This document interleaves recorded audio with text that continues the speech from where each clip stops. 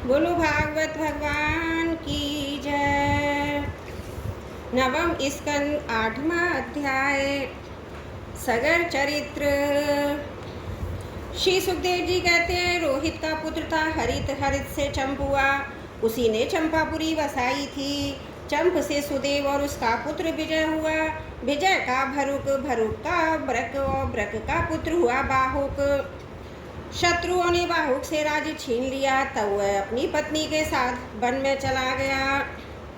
One में जाने पर बुढ़ापे के कारण जब बाहुक की मृत्यु हो गई, तब उसकी पत्नी भी उसके साथ सती होने को उद्यत हुई। परंतु महर्षि और को यह मालूम हुआ कि इसे गर्भ है, इसलिए उन्होंने उसे सती होने से रोक दिया। जब उसकी सौतों को यह मालूम हुआ तो उन्होंने उसे भोजन के साथ विष दे दिया, परंतु गर्भ पर उस विष का कोई प्रभाव नहीं पड़ा, बल्कि उस विष को लिए ही एक बालक का जन्म हुआ, जो गर के साथ पैदा होने के कारण सगर कहलाया। सगर बड़े यशस्वी राजा हुए। सगर चक्रवर्ती सम्राट थे। उन्हीं के पुत्रों ने पृथ्वी खोदकर समुद्र बना दिया था। सगर ने अपने गुरुदेव औरव की आज्ञा मानकर ताल, जंग, यवन, शक, हय और बर्बर जाति के लोगों को वध नहीं किया, बल्कि उन्हें भिरूप बना दिया। उनमें से कुछ एक सिर मुड़वा दिए, कुछ एक के मूछ दाढ़ी रखवा दी, कुछ एक को खुले बालों वाला बना दिया, तो कुछ एक को आधा मुड़वा दिया। कुछ लोगों को सगर ने केवल वस्त्र ओढ़ने को ही आज्ञा दी, पहनने की नहीं, और कुछ को केवल लंगोटी पहनने को ही कहा, ओढ़ने को नहीं। इसके बाद राजा सगर ने और ऋषि के उपदेशानुसार अश्वमेघ यज्ञ द्वारा संपूर्ण वेद और देवताएं में आत्मस्वरूप सर्वशक्तिमान भगवान की आराधना की। उसके यज्ञ में जो घोड़ा छोड़ा गया था, उसे इंद्र ने चुरा लिया। उस समय महारानी सुमति के गर्भ से उत्पन्न सगर के पुत्रों ने अपने पिता की आज्ञा अनुसार घोड़े के लिए सारी पृथ्वी छान डाली। जब उन्हें कहीं घोड़ा न मिला, तब उन्होंने बड़े घमंड से सब ओर को पृथ्वी को खोद डाला। खोदते खोदते उन्हें पूर्व उत्तर के कोने पर कपिल मुनि के पास अपना घोड़ा दिखाई दिया। घोड़े को देखकर वे 60,000 राजकुमार शस्त्र उठाकर यह कहते हुए उनकी ओर दौड़ पड़े, यही हमारे घोड़े को चुराने वाला चोर है। देखो तो सही, इसने इस समय कैसे आंखें मूंद रखी है। यह पापी है, इसको मार डालो, मार डालो। उसी समय कपिल मुनि ने अपनी पलकें खोली। इंद्र ने राजकुमारों की बुद्धि हर ली थी, इसी से उन्होंने कपिल मुनि जैसे महापुरुष का तिरस्कार किया। उस तिरस्कार के फलस्वरूप उनके शरीर में ही आग जल उठी, जिससे क्षण भर में ही सबके सब जलकर खाक हो गए। परीक्षित सगर के लड़के कपिल मुनि के क्रोध से जल गए, ऐसा कहना उचित नहीं है। वे तो शुद्ध सत्वगुण के परमाशय हैं। उनका शरीर तो जगत को पवित्र करता रहता है, उनमें भला क्रोध रूप तमोगुण की संभावना कैसे की जा सकती है। भला कहीं पृथ्वी की धूल का भी आकाश से संबंध होता है। यह संसार सागर का एक मृत्युमय पथ है, इसके पार जाना अत्यंत कठिन है। परंतु कपिल मुनि ने इस जगत में सांख्य शास्त्र की एक ऐसी दृढ़ नाव बना दी है, जिससे मुक्ति की इच्छा रखने वाला कोई भी व्यक्ति उस समुद्र के पार जा सकता है। वे केवल परम ज्ञानी ही नहीं, स्वयं परमात्मा है। उनमें भला यह शत्रु है या मित्र है, इस प्रकार की भेद बुद्धि कैसे हो सकती है। सगर की दूसरी पत्नी का नाम था केशिनी। उसके गर्भ से उन्हें असमंजस नाम का पुत्र हुआ।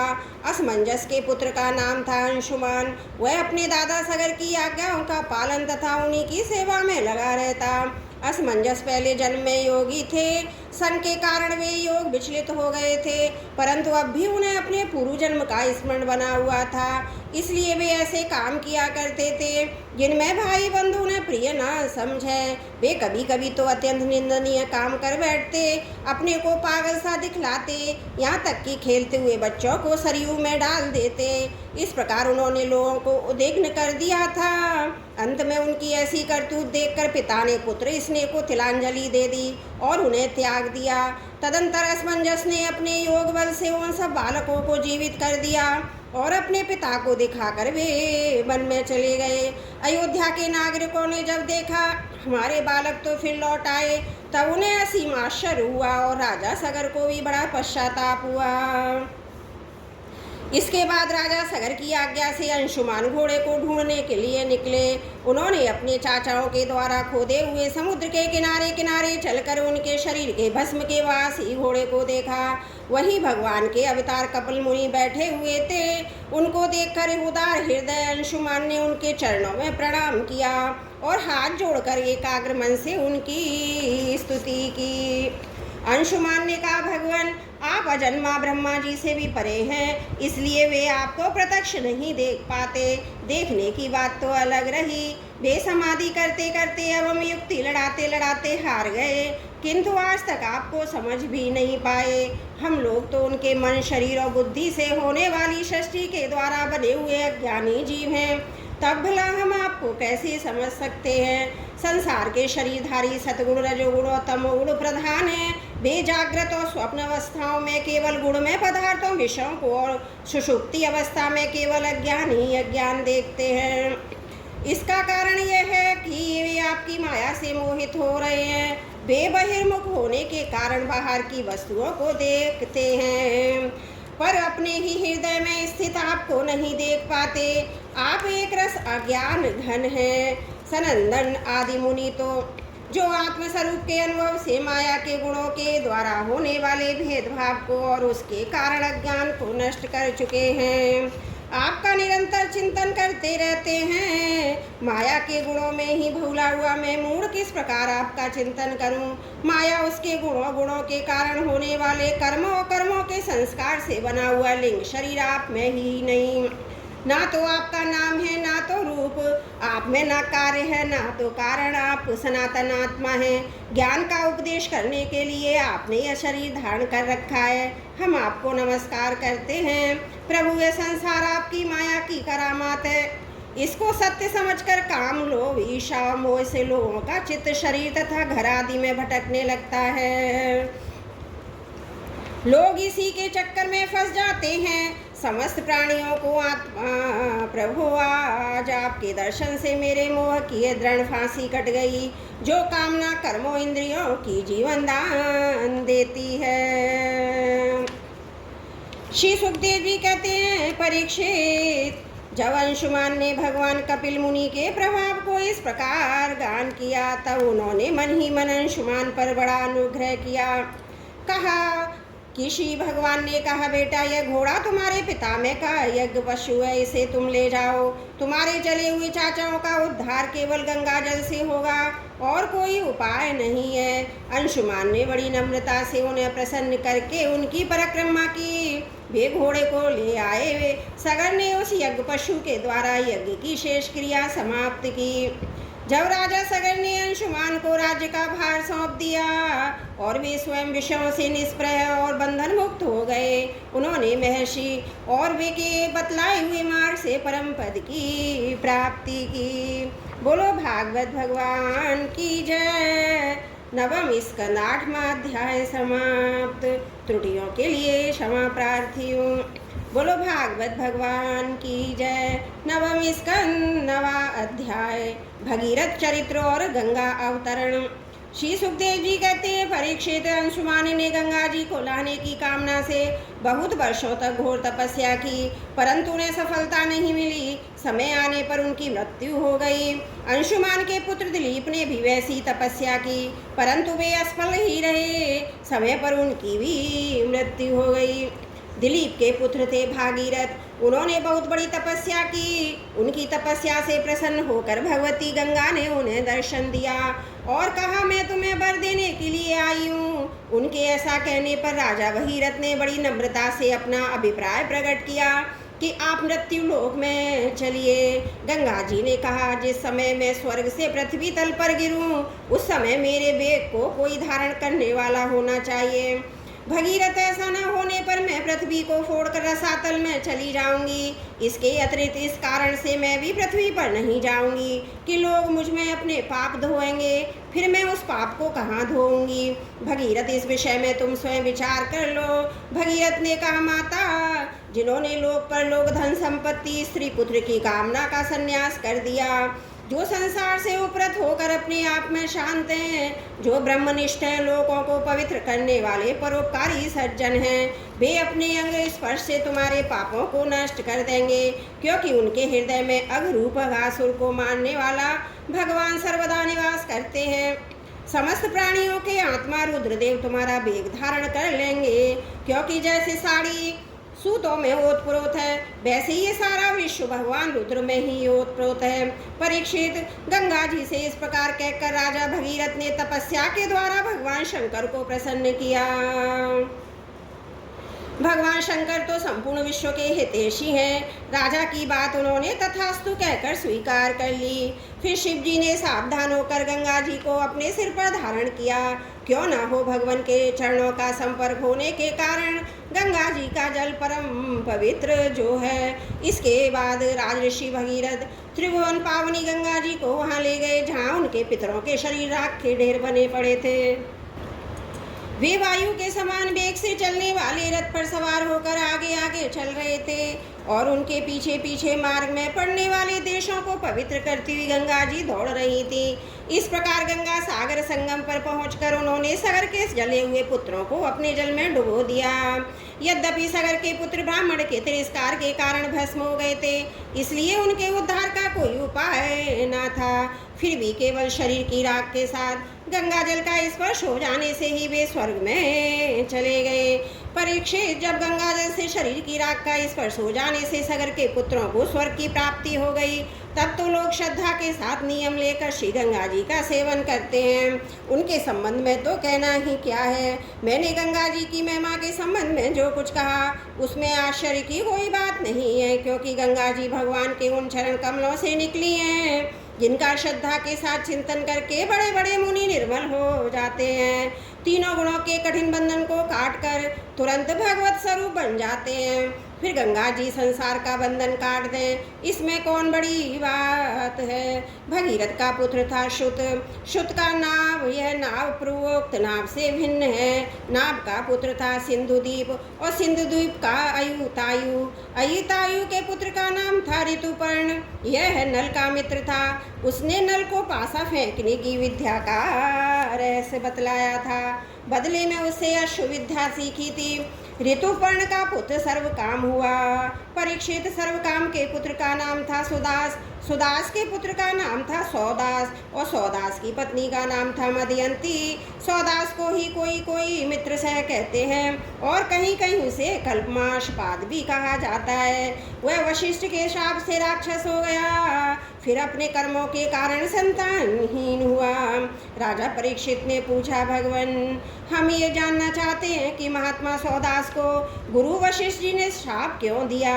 यदि कोई गोपनीय बात ना हो तो कृपया बतलाइए। श्री सुखदेव जी कहते हैं, परीक्षित, एक बार राजा सौदास शिकार खेलने गए हुए थे। वहाँ उन्होंने किसी राक्षस को मार डाला, उसके भाई को छोड़ दिया। उसने राजा के इस काम को अन्याय समझा और उनसे भाई की मृत्यु का बदला लेने के लिए वह रसोइये का रूप धारण करके उनके घर गया। जब एक दिन भोजन करने के लिए गुरु वशिष्ठ जी राजा के यहाँ आए, तब उसने मनुष्य का मांस रांध कर उसे परस दिया। जब सर्वसमर्थ वशिष्ठ जी ने देखा कि परोसी जाने वाली वस्तु तो नितांत अभक्ष्य है, तब उन्होंने क्रोधित होकर राजा को शाप दिया, जा, इस काम से तू राक्षस हो जाएगा। जब उन्हें यह बात मालूम हुई तो काम राक्षस का था, राजा का नहीं। तब उन्होंने उस शाप को केवल 12 वर्ष के लिए कर दिया। उस समय राजा सौदास भी अपनी अंजलि में जल लेकर गुरु वशिष्ठ को शाप देने के लिए उद्यत हुए, परंतु उनकी पत्नी मदयंती ने उन्हें ऐसा करने से रोक दिया। इस पर सौदास ने विचार किया कि दिशाएं आकाश पृथ्वी सबके सब तो जीव में ही है, तब यह तीक्ष्ण जल कहाँ छोड़ूं। अंत में उन्होंने उस जल को अपने पैरों पर डाल दिया। इसी से उनका नाम मित्र से हुआ। उस जल से उनके पैर काले पड़ गए, इसलिए उनका नाम कल्माशपाद भी हुआ। अब वे राक्षस हो चुके थे। एक दिन राक्षस बने हुए राजा कल्माशपाद ने एक वनवासी ब्राह्मण दंपति को सहवास के समय देख लिया। कल्माशपाद को भूख तो लगी थी, उसने ब्राह्मण को पकड़ लिया और ब्राह्मण पत्नी की कामना भी पूर्ण नहीं हुई थी। उसने कहा, राजन, आप राक्षस नहीं है, आप महारानी मदयंती के पति इक्ष्वाकु वंश के वीर महारथी हैं। आपको ऐसा धर्म नहीं करना चाहिए। मुझे संतान की कामना है और इस ब्राह्मण को भी कामनाएं अभी पूर्ण नहीं हुई है, इसलिए आप मुझे मेरा यह ब्राह्मण पति दे दीजिए। राजन, ये मनुष्य शरीर जीव को धर्म अर्थ काम और मोक्ष चारों पुरुषार्थों की प्राप्ति कराने वाला है, इसलिए भी इस शरीर को नष्ट कर देना सभी पुरुषार्थों की हत्या कही जाती है। फिर यह ब्राह्मण तो विद्वान है, तपस्याशील है, बड़े बड़े गुणों से संपन्न है और यह उन पुरुषोत्तम पर ब्रह्म की समस्त प्राणियों के आत्मा के रूप में आराधना करना चाहता है, जो समस्त पदार्थों में विद्यमान रहते हुए भी उनके पृथक पृथक गुणों से छिपे हुए हैं। राजन, आप शक्तिशाली हैं, आप धर्म का मर्म भली भांति जानते हैं। जैसे पिता के हाथों पुत्र की मृत्यु उचित नहीं है, वैसे ही आप जैसे श्रेष्ठ राजर्षि के हाथों मेरे श्रेष्ठ मर्म से पति का वध किसी प्रकार उचित नहीं है। आपका साधु समाज में बड़ा सम्मान है, भला आप मेरे परोपकारी निरपराध क्षत्रिय और ब्रह्माधिपति का वध कैसे ठीक समझ रहे हैं? ये तो गौ के समान निरीह है, फिर भी यदि आप इन्हें खाई डालना चाहते हो तो पहले मुझे खा डालिए, क्योंकि अपने पति के बिना मैं मुर्दे के समान हो जाऊंगी और एक क्षण भी जीवित न रह सकूंगी। ब्राह्मण पत्नी बड़ी ही करुणा में वाणी में इस प्रकार कहकर अनाथ की तरह रोने लगी, परंतु सौदास ने शाप से मोहित होने के कारण उसकी प्रार्थना पर कुछ भी ध्यान न दिया। उस ब्राह्मण को वैसे ही खा गया जैसे बाघ किसी पशु को खा जाए। जब ब्राह्मणी ने देखा कि राक्षस ने मेरे गर्भाधान के लिए उद्धत पति को खा लिया, तब उसे बड़ा शोक हुआ। सती ब्राह्मणी ने क्रोध करके राजा को शाप दे दिया, रे पापी, मैं अभी काम से पीड़ित हो रही थी, ऐसी अवस्था में तूने मेरे पति को खा डाला, इसलिए मूर्ख, जब तू स्त्री से सहवास करना चाहेगा तभी तेरी मृत्यु हो जाएगी। यह बात मैं तुझे सुझाई देती हूँ। इस प्रकार मित्र सह को शाप देकर ब्राह्मणी अपने पति की अस्थियों को धधकती हुई चिता में डालकर स्वयं भी सती हो गई और उसने वही गति प्राप्त की जो उसके पति देव को मिली थी। क्यों न हो, अपने पति को छोड़कर और किसी लोक में जाना भी तो नहीं चाहती थी। 12 वर्ष बीतने पर राजा सौदास शाप से मुक्त हो गए। जब वे सहवास के लिए अपनी पत्नी के पास गए तब उन्हें इन्हें रोक दिया, क्योंकि उसे इस ब्राह्मणी के शाप का पता था। इसके बाद उन्होंने स्त्री सुख का बिल्कुल परित्याग ही कर दिया। इस प्रकार अपने कर्म के फलस्वरूप वे संतानहीन हो गए। तब वशिष्ठ जी उनके कहने से मदयंती को गर्भाधान कराया। मदयंती 7 वर्ष तक गर्भ धारण किए रही, परंतु बच्चा पैदा नहीं हुआ। तब वशिष्ठ जी ने पत्थर से उसके पेट पर आघात किया, इससे तो बालक हुआ। वह अश्म पत्थर की चोट से पैदा होने के कारण अश्मक कहलाया। अश्मक से मूलक का जन्म हुआ। जब परशुराम जी पृथ्वी को क्षत्रियहीन कर रहे थे तब स्त्रियों ने उसे छिपाकर रख लिया था, इसी से उसका एक नाम नारी कवच भी हुआ। इसे मूलक इसलिए कहते हैं कि वह पृथ्वी के क्षत्रियहीन होने जाने पर उस वंश का मूल प्रवर्तक बना। मूलक के पुत्र हुए दशरथ, दशरथ के एडविड और एडविड के राजा विश्वसह, विश्वसह के पुत्र ही चक्रवर्ती सम्राट खटबंग हुए। युद्ध में उन्हें कोई जीत नहीं सकता था। उन्होंने देवताओं की प्रार्थना से यह मालूम किया कि अब मेरी भी आयु केवल 2 ही घड़ी बाकी है, तब वे अपनी राजधानी लौट आए। अपने मन को उन्होंने भगवान में लगा दिया। वे मन ही मन सोचने लगे कि मेरे कुल के इष्ट देवता हैं ब्राह्मण, उनसे बढ़कर मेरा प्रेम अपने प्राणों पर नहीं है। पत्नी, पुत्र, लक्ष्मी, राज्य और पृथ्वी भी मुझे उतने प्यारे नहीं लगते। मेरा मन बचपन में भी कभी अधर्म की ओर नहीं गया। मैंने पवित्र कीर्ति भगवान के अतिरिक्त और कुछ भी वस्तु नहीं देखी। तीनों लोकों के स्वामी देवताओं ने मुँह मांगा वर देने को कहा है, परंतु मैंने उन लोगों की लालसा बिल्कुल नहीं की है, क्योंकि समस्त प्राणियों के जीवनदाता श्री हरि की भावना में ही मैं मगन ही रहता हूँ। जिन देवताओं की इंद्रियां और मन विषय में भटक रहे हैं वे सतगुण प्रधान होने पर भी अपने हृदय में विराजमान सदा सर्वदा प्रियतम के रूप में रहने वाले अपने आत्मस्वरूप भगवान को नहीं जानते। फिर भला जो रजोगुणी तमोगुणी है वे तो जान ही कैसे सकते हैं। इसलिए अब इन विषयों में मैं नहीं रमता, ये तो माया के खेल हैं। आकाश में झूठ मूठ प्रतीत होने वाले गंधर्व नगरों से बढ़कर इनकी सत्ता नहीं है। ये तो अज्ञानवश चित्त पर चढ़ गए थे। संसार के सच्चे रचयिता भगवान की भावना में लीन होकर मैं विषयों को छोड़ रहा हूँ और केवल उन्हीं की शरण ले रहा हूँ। परीक्षित, भगवान ने खटवान की बुद्धि को पहले से ही अपनी ओर आकर्षित कर रखा था, इसी से वे अंत समय में ऐसा निश्चय कर सके। अब उन्होंने शरीर आदि अनात्म पदार्थों में जो अज्ञान मूलक आत्मभाव था उसका परित्याग कर दिया, अपने वास्तविक स्वरूप में स्थित हो गए। वह स्वरूप साक्षात परब्रह्म है। वह सूक्ष्म से भी सूक्ष्म शून्य के समान ही है, परंतु वह शून्य नहीं है, परम सत्य है। भक्तजन उसी वस्तु को भगवान वासुदेव इस नाम से वर्णन करते हैं। बोलो भागवत भगवान की जय। नवम स्कंद 9वां अध्याय समाप्त। त्रुटियों के लिए क्षमा प्रार्थी हूँ।